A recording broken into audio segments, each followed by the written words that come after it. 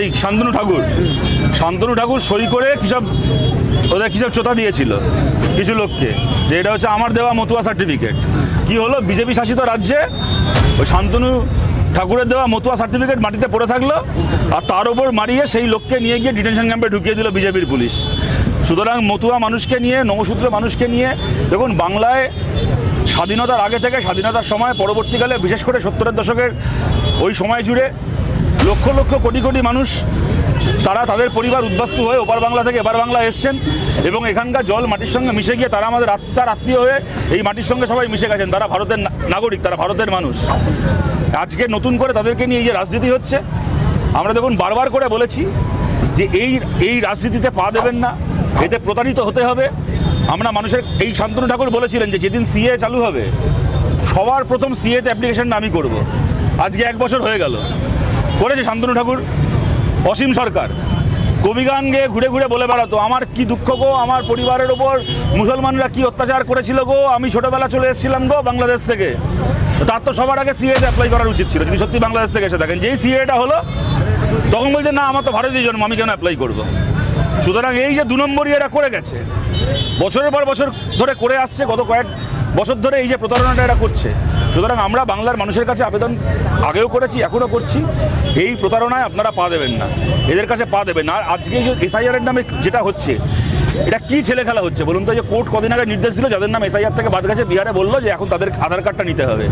এই আধার কার্ড আপনারা জানেন, সুপ্রিম কোর্ট তাদের রায়ে বলে দিয়েছিল যে আধার কার্ডকে বাধ্যতামূলক করা যাবে না। তারপরে গত 10 বছর ধরে আমাদের যাবতীয় ডকুমেন্টে আধারকে বাধ্যতামূলক করা হয়েছিল, যাবতীয় ডকুমেন্টে।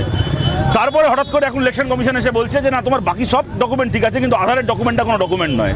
আর সেই ডকুমেন্টের তালিকায় কি দিয়েছে, যে কোনো ধর্মীয় প্রতিষ্ঠান থেকে যদি তোমার সার্টিফিকেট দেওয়া হয়, সেটা নাকি ভোটার লিস্টে নাম তোলার জন্য ডকুমেন্ট। মানে চিন্তা করুন, ভারত সরকার আমার চোখের রেটিনা স্ক্যান করে, আমার আঙুলের ছাপ নিয়ে, আমার আর 5টা ডকুমেন্টকে চেক করে ভেরিফাই করে আমাকে আধার কার্ড দিল, সেইটা বৈধ নয়। আর কোথার পাড়ার শনি মন্দিরে গিয়ে আমি 51 টাকা চাঁদা দিয়ে একটা চোতা নিয়ে আসবো, সেইটা হয়ে গেল বৈধ? কোনো সুস্থ সমাজে, কোনো সভ্য সমাজে এটা চলতে পারে? সরকারের দেওয়া ডকুমেন্ট বৈধ নয়, মন্দির মসজিদের দেওয়া ডকুমেন্ট বৈধ? সুতরাং এই প্রতারণায় বিজেপি করছে। আমরা শুধুমাত্র মতুয়া সম্প্রদায় কেন, মতুয়া সহ সমস্ত মানুষের কাছে আমরা আবেদন করছি, এই প্রদর্শনে আপনারা পা দেবেন না। শ্রমিকদের 5,000 টাকা ঘোষণা, কত? 5,000 টাকা। তারপর কি বলবেন? তারপর আপনার ভাইপোকে দিন না, মাস গেলে 5,000 টাকা দিয়ে বলুন, ভাইপো তোকে মাস গেলে 5,000 টাকা দিচ্ছি, তুই আর গরু বালি কয়লা চুরি করিস না। দেখি আপনার ভাইপো কেমন শোনে। আপনার ভাইপো 5,000 কোটি টাকা সম্পত্তি বানাবে পিসির নাম ভাঙিয়ে, একজন পরিযায়ী শ্রমিক 5,000 টাকায় আপনার কাছে পশ্চিমবাংলায় তার পরিবার চালাবে। বাইরে কাজ করতে গেলে 600-700 টাকা 800 টাকা করে দিনমজুরি পাচ্ছেন যে মানুষ। মাসে 7 দিন 8 দিন কাজ করলে একজনের 5,000 টাকা আজকাল মজুরি হচ্ছে। কেরালা থেকে শুরু করে, তামিলনাড়ু থেকে শুরু করে এই সমস্ত রাজ্যে কাজ করলে মাসে 8 দিন কাজ করে যে মজুরি পাবে একজন মানুষ, শখ করে কেউ পরিযায়ী হয়েছে? কার শখ হয় যে নিজের পরিবারকে ছেড়ে বাইরের রাজ্যে কি দিনের পর দিন থাকতে? 5,000 টাকা নিয়ে এসে আপনাকে থাকবে, আবার বলছেন কি আপাতত কদিন দেবেন, মানে কি ভোট অব্দি দেবেন, ভোটের পরে বাড়ি যাও। বলতে কথাগুলো লজ্জা করে না? টিএমসি বিজেপি বাইনারি থেকে 0 থেকে এবার কি সিস্টেম উত্তোলন ঘটবে? দেখুন, সেটা মানুষ সিদ্ধান্ত নেবেন, মানুষ ঠিক করবেন। কিন্তু এইটুকু আমরা বলতে পারছি, এইটুকু আমরা দেখেছি, যবে থেকে পশ্চিমবাংলায় বামপন্থীরা হেরেছে, খালি বামপন্থী হারেনি, পশ্চিমবাংলার খেটে খাওয়া মানুষও হেরেছেন। যদি খেটে খাওয়া মানুষকে জিততে হয়, তাহলে আমরা চাই বামপন্থীরা যে আমাদেরকে মানুষ যদি সেই যোগ্য মনে করেন, আমাদেরকে সেই দায়িত্ব দিন। কিন্তু একাধিক জায়গায় বামফ্রন্টের কর্মীদের আক্রান্ত হচ্ছে।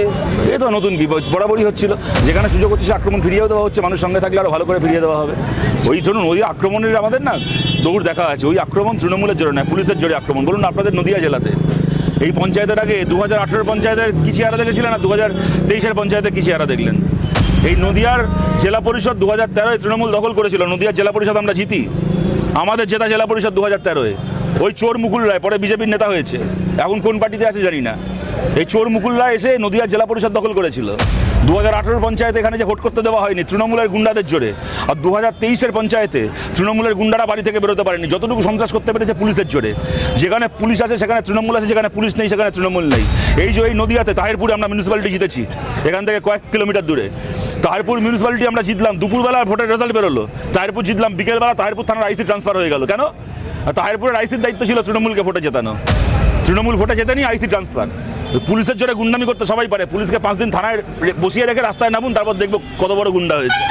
আরজি করে ঘটনায় প্রথমে আপনারাই সরব হয়েছিলেন এবং আপনারা সৃষ্টি করেছিলেন, সেই পুনরাবৃত্তি কিছু না করতে করতেই আবার সিঙ্গুরে একটা মেয়ের ঘটনা, বামফ্রন্টেই আটকায়। দেখুন, আরজিকরের ঘটনার যদি বিচার হতো, আরজিকরের অপরাধীরা যদি শাস্তি পেত, সবাই যদি ধরা পড়তো, তাহলে কে বলতে পারে হয়তো কসবা ল কলেজের এই ঘটনা ঘটতো না, সিঙ্গুরের ঘটনা ঘটতো না।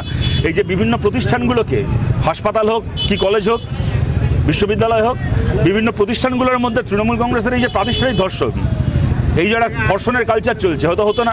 কিন্তু আরজিকরের ঘটনায় আপনারা সবাই জানেন কি হলো। সঞ্জয় রায় ছাড়া বাকি সমস্ত অপরাধী মমতা ব্যানার্জি এবং মোদির সাহায্যে তারা বেঁচে গেল। সুতরাং মমতার আশ্রিত অপরাধীরা বুঝে গেল যে আমাদের কোনো অসুবিধা নেই, এইভাবেই চলছে। আরজিকরের অপরাধীদেরও কোনো শাস্তি হয়নি, আমাদেরও কোনো শাস্তি হবে না। সুতরাং এই ঘটনা ঘটবেই, এটাই ভাবতে খারাপ লাগলেও বাস্তব। আপনারা প্রতিবাদ করছেন এই দুটো ঘটনা নিয়ে, কিন্তু এরকম অনেক ঘটনা আছে, কিন্তু দেখা গেল মাঝে মাঝে লাভ হচ্ছে বিজেপি। দেখুন, আমরা এইগুলোকে কার লাভ হচ্ছে কার ক্ষতি হচ্ছে আমরা ওই চোখে দেখছি না। যদি আপনার যদি এটা মনে হয় যে ধর্ষণ হলে, বা আপনার বলে আমি ব্যক্তিগতভাবে আপনাকে বলছি না, কারোর যদি এটা মনে হয় যে ধর্ষণের ঘটনা ঘটলে বিজেপির লাভ হচ্ছে, বিজেপি যদি ধর্ষণটাকে নিজের লাভ হিসেবে দেখতে চায় তাহলে দেখতে পারে। কিন্তু আমাদের তো এখানে লাভ ক্ষতির প্রশ্ন নাই। ধর্ষণের সংস্কৃতি পশ্চিমবাংলায় বন্ধ হলে সেটা আমাদের লাভ, আমরা সেই দিকে লড়াই করছি। তার বাইরে আমাদের লাভ ক্ষতি চোখে আমরা কেন দেখবো? তালিকা দিল আজকে এসএসসি, আগামীকাল থেকে কি ওই তো লিস্ট মিলিয়ে দেখুন, ওর মধ্যে কতগুলো তৃণমূলের কোন কোন স্তরের নেতা আছে। আর এই অযোগ্যতা যাদের তালিকা বেরিয়েছে, এবার আমরা তাদের কাছে আবেদন করছি। দেখুন, দাগিদের যে তালিকা সুপ্রিম কোর্ট বার করতে বলেছিল, এত গুঁতো খেয়ে ওদেরকে বার করতে হচ্ছে। কিন্তু আমরা কিন্তু মনে করি না মূল দাগিদের তালিকা এইটা।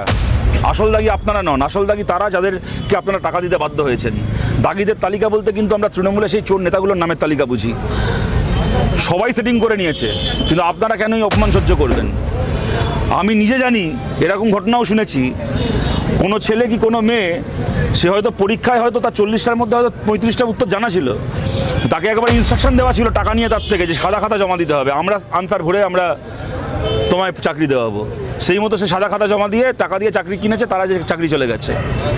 এক একজনের এক এক রকম গল্প। আবার অনেকে আছে জীবনে কোনো দিন মানে নিজের নাম সই করতে পারে না, সেও এখন ক্লাসে গিয়ে পড়াশোনা করাচ্ছে, সেই চাকরি পেয়েছে টাকা দিয়ে। কিন্তু আমরা বলছি, এই সামাজিক লজ্জা গ্লানি একমাত্র আপনারা কেন নেবেন? যারা টাকা খেয়েছে আপনাদের কাছ থেকে, তারা চুরির টাকাগুলো ভোগ করবে, আপনারা মাথা নিচু করে ঘুরবেন। এত কিছু করে পারলেন না তো চাকরি বাঁচাতে।